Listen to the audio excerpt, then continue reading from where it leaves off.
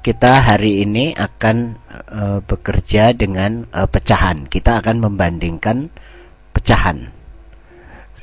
Sekarang ini yang paling mudah dahulu. Jadi kalau kita membandingkan seandainya 1/2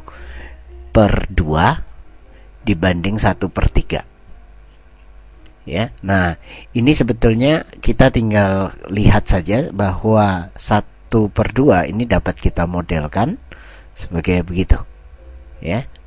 Jadi ini yang kita arsir itu setengah, sedangkan 1/3 itu kita lihat ini. Kalau kita bayangkan seperti itu, maka yang 1/3 itu yang diarsir itu yang 1/3-nya. Nah, kalau ini kita lihat dari sini, jadi yang setengah ini kalau kita lihat itu yang ini.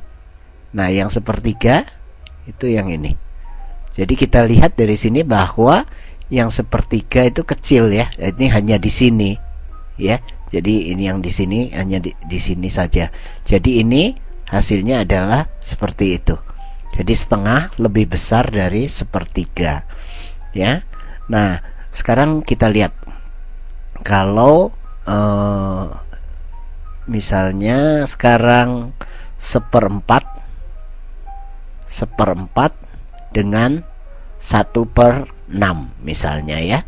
Kalau 1/4 dengan 1/6 itu kita bisa gambarkan 1/4 itu seperti ini,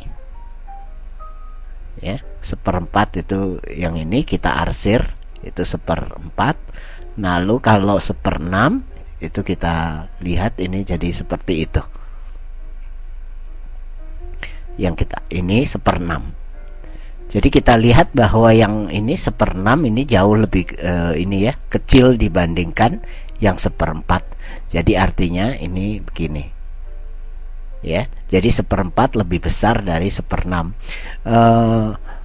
Pemirsa dapat melanjutkan. Jadi secara umum kalau kita punya pecahan sederhana seperti ini, kalau kita punya 1/5, kita bandingkan dengan 1/9 misalnya, 1/5 dengan 1/9, maka 1/5 pasti lebih besar dibanding 1/9, ya.